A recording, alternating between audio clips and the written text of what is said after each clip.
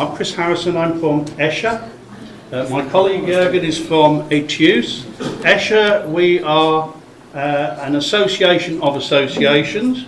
We have some 90,000 school leaders from 42 associations across Europe. We exist solely really to enable people to network and to come together in order to identify, share and promote best practice between school leadership. For that reason, both Escher and Impetus were very, very keen to engage with the policy network. And the policy network programme itself has been... we'll keep going. As I say, we're very, very happy to engage with the whole project, because if ever there was a time, particularly in challenging economic circumstances, for us to be able to link policy, research and practice, then it's at this moment in time. Now, we undertook that we would explore, particularly the area of distributed leadership in practice, in schools right across Europe this summer. We did pick probably not the best time to do this in May, June, when we know all too well that from the period May through to September, someone somewhere is on holiday.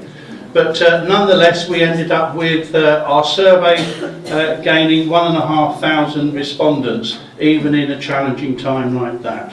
So let's have a look at what we were about. Our definition of distributed leadership, the philosophy, practice of how initiatives, how decisions, how responsibilities are placed within a whole organisation. But it doesn't just mean delegating, and it is the best path. What is the best path for sharing expertise, ideas, and engaging people's involvement? It is about looking for better ways of doing things. And it's about the culture that we're looking to develop within a school, and particularly where everyone can feel that they can make a contribution to the decision-making process. And if that's the case, then all opinions matter, because it does empower everyone to do their job more meaningfully. And so it has to be about building cooperation, building trust, not just about promoting competition.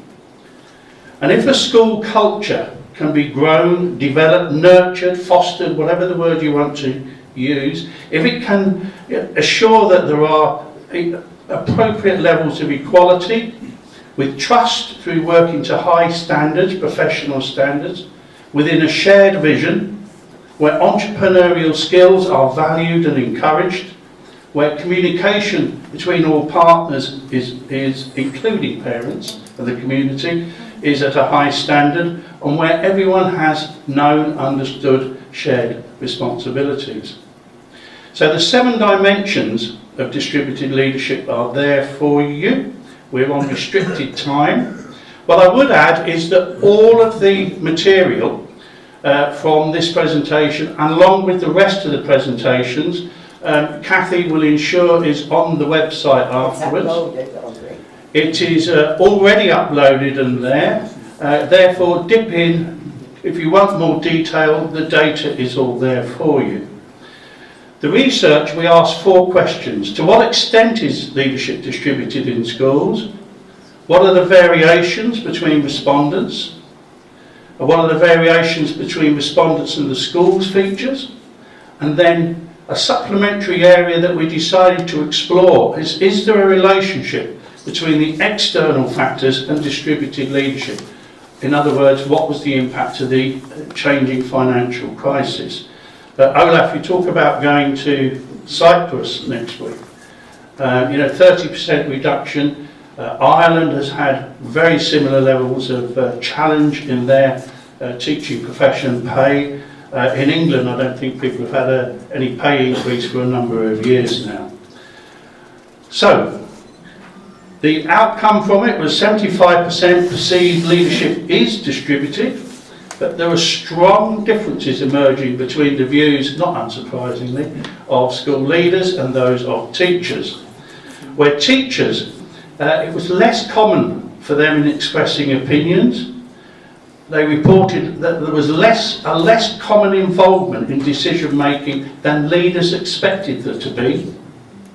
And mostly the experience was still decision making coming from the top. However, teachers did understand that accepting mistakes was part of the learning journey, and mistakes were seen as opportunities for development.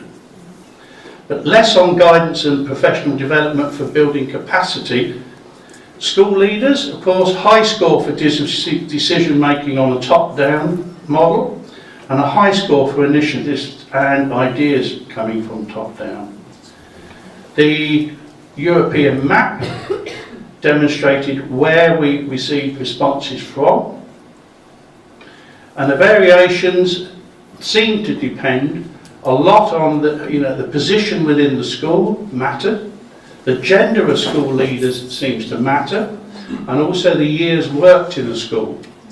And when you consider there are different routes by which people get to become a school leader, depending on where you work in Europe, then that actually matters. Because in some countries it's purely on the basis of your quality as a teacher in the classroom, leads you to be promoted. In other countries it would be the length of time worked in a school. Almost not necessarily dependent on your quality as a teacher, but length of service. And so 7 group variables. And we're going to finish here, and Jörgen will give you a little more detail from the teacher perspective, but you will see that there are a lot of other data which Kathy will be only pleased to remind you is available online.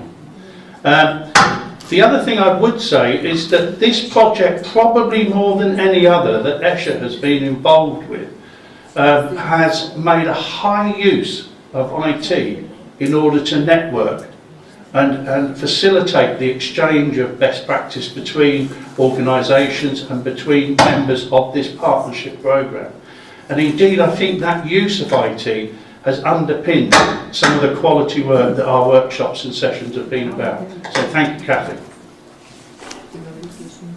And I apologise for the English language, but I heard last weekend that there are 2 big modern foreign language challenges in English schools, and those are that those who don't know English is one challenge, and the other is those who only know English.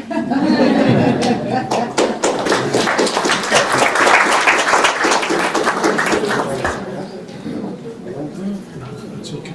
Thank you. Thank you, Chris. I am Jörgen Lindholm, representing ETUCE. That is the European Trade Union Committee for Education, based in Brussels. Most principals remain members of the teachers' organization that they belong to as teachers, while others choose to join an organization which exclusively represents school leaders. Some may do both. In many countries, both types of organization exist side by side, and this is why ETUCE and ESHA exist side by side and cooperate fairly well, I would say. ETUCE represents 12.5 million teachers and other personnel at all levels of education in 46 countries in Europe.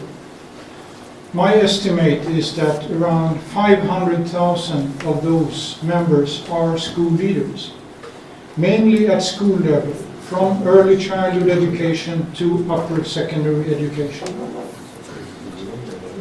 ETUCE is also the European region of the Teachers' World Organization, Education International, with 30 million members in 170 countries.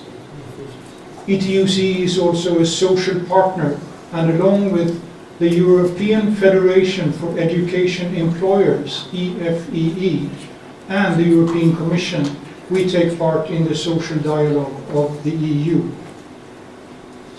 As it is mentioned in the report, and as Chris pointed out, the number of answers from school leaders and teachers in some countries and particularly from teachers in most countries, is not satisfactory. It's important to know and to take into account when you discuss the findings of this web-based survey. I would like to make some additional comments related to the findings of the ETUCE survey from 2012. Most teachers' organizations in Europe organize school leaders as well as teachers. The respondents in the ETUCE survey were mainly people responsible for school leadership issues in the teachers' organizations of the 11 surveyed countries. So the findings represent more of an approach based on the professional role of these 22 persons than the ETUCE ESHA survey, in which the answers originate from individual school leaders and teachers. The majority answer on behalf of all school levels, that is from primary to upper secondary education. Several also cover school leadership in early childhood education. It's evident that the findings of the ETUCE survey relate more to the dual role of school leaders.